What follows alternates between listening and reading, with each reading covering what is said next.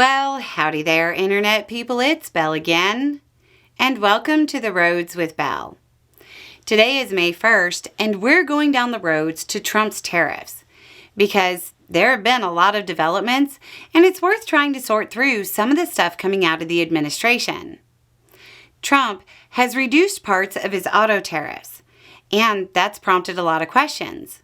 So, a quick overview is that domestic car manufacturers will be able to get some reimbursement for the 25% tariffs set to go in effect on May 3rd on auto parts.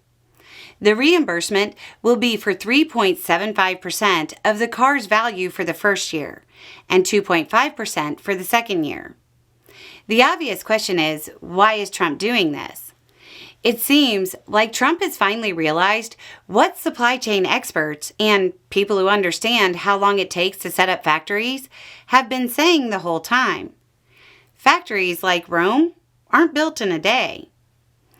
This is to reward those companies that start to make the switch on where production is occurring. It's worth noting that it will likely still be more expensive for you once the production is shifted. I'd expect the reimbursements to continue beyond the 2 years currently planned. They'll probably lobby to get another 2 years, putting them outside of Trump's term. Trump gave an interview where he said China will, quote, probably eat those tariffs. In other news, the port at Long Beach, which receives about 40% of shipments from Asia, has seen a 10% decrease when compared to the same time last year. The shipments are expected to continue to fall, and experts and retailers are warning of product shortages soon. At a Los Angeles Board of Harbor Commissioners meeting, Port of Los Angeles Executive Director Eugene Soroka said, quote, "It's my prediction that in 2 weeks' time, arrivals will drop by 35%. Other estimates suggest a decline of 60%. In related news, China released a video saying, quote, "Bowing to a bully is like drinking poison to quench thirst. It only deepens the crisis. History has proven compromise won't earn you mercy. Kneeling only invites more bullying. China won't kneel down." The video was definitely intended for an American audience. It was narrated in English and subtitled in Chinese. It's clearly meant to send a message to Trump without the Chinese president picking up the phone. Commerce Secretary Lutnick has said they have a trade deal done, but it's waiting on approval from the country's leaders. We don't know which country, but some are speculating it's India. It's worth noting that one is way less than the 200 claimed by Trump.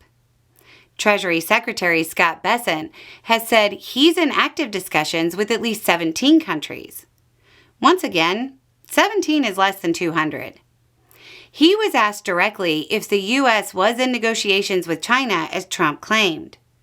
Bessent said, quote, "I'm not going to get into the nitty-gritty again of who's talking to whom. But as I said, I believe for the Chinese, these tariffs are unsustainable." Then, we have the lovely situation with Amazon, Trump, and Jeff Bezos. The quick summary, if you missed it, is that reporting came out that Amazon was going to show how much Trump's tariffs were costing purchasers. Trump got super mad and reportedly contacted Bezos. Then, Trump said the problem was solved. I'm just going to say that I don't think Amazon ever actually intended on doing that. It would be an unnecessary cost. And it's not like people will see the price increases and be confused about what caused them. Not only that, if a company were to add a display of the tariff cost as a separate item, when the tariffs eventually go away, they'd have to lower prices. Nothing in recent memory tells me any company would want to do that once the market is shown people will pay the inflated cost. When the tariffs go away, that additional money will just be profit for the company. That's called price stickiness, if you want the technical economic term. It contributes to inflation. We're going to close out with a couple of questions about tariffs. If tariffs are universally bad, the way economists seem to act, why do all of these other countries have them? Not to answer a question with a question, but would you want to trade the U.S. economy for their economy? Probably not, right? This line of thought compares economies on different levels. There are more high school football teams than Super Bowl championship teams each year, right? This is the equivalent of saying, all of those teams make their players go to school, why don't we?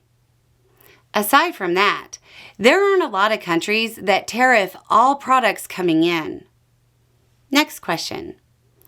Belle, you seem incapable of believing that tariffs are the solution to the economic problems. Can you explain why that is when all of these other countries have them? Have the tariffs solved the economic problems in those countries? No, right? Most of the countries are literally just used as a resource extraction point for the U.S. They don't have the most powerful economy in the world. We do. Or at least did. I'm not sure how long that'll last.